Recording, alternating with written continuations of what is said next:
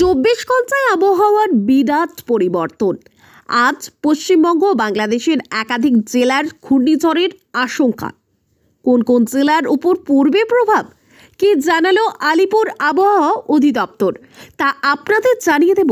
সঠিক আবহাওয়ার খবর পেতে আমাদের চ্যানেলটি সাবস্ক্রাইব করে পাশে থাকুন এবং আপনি কোন জেলা থেকে দেখছেন আমাদের কমেন্ট করে জানান।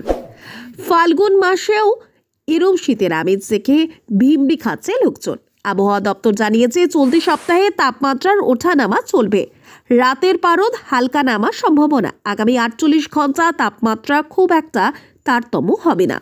নতুন সপ্তাহ থেকে পারদ চড়বে দক্ষিণবঙ্গের জেলাগুলিতে।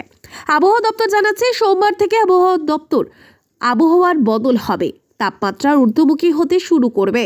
আলিপুর আবহাওয়া দপ্তরের পূর্বাভাস অনুযায়ী আপাতত দক্ষিণবঙ্গের কোথাও বৃষ্টির কোনো সম্ভাবনা নেই।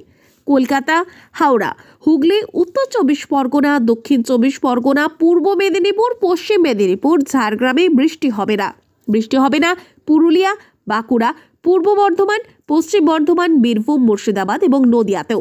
আবহাওয়া দপ্তর জানাচ্ছেন নতুন করে পশ্চিমী ঝঞ্ঝা ঢুকছে রবিবার। এদিকে আসামে রয়েছে ঘূর্ণাবর্ত, যার জেরে উত্তরবঙ্গের বজ্রবিদ্যুৎ সহ হালকা বৃষ্টি হবে। আজ উত্তরবঙ্গের 4 জেলা ভিজবে। আবহাওয়া দপ্তর জানাচ্ছে উত্তরবঙ্গের দার্জিলিং, কালিম্পং, জলপাইগুড়ি এবং আলিপুরদুয়ারের বৃষ্টির সম্ভাবনা রয়েছে। আজ বজ্রবিদ্যুৎ সহ ঝড় বৃষ্টির পূর্বাভাস জারি রয়েছে। হলুদ সতর্কতা। উত্তরবঙ্গে আপাতত মনোরম আবহাওয়া বিরাজ করবে। এদিকে বাংলাদেশে উত্তর পূর্বাঞ্চলে বজ্রসহ বৃষ্টি হতে পারে বলে জানিয়েছে বাংলাদেশ আবহাওয়া অধিদপ্তর।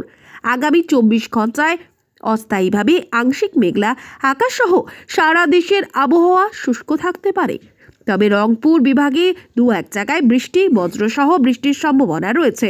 সেই সঙ্গে সারা দেশে দিন এবং রাতের তাপমাত্রা প্রায় অপরিবর্তিত থাকতে পারে।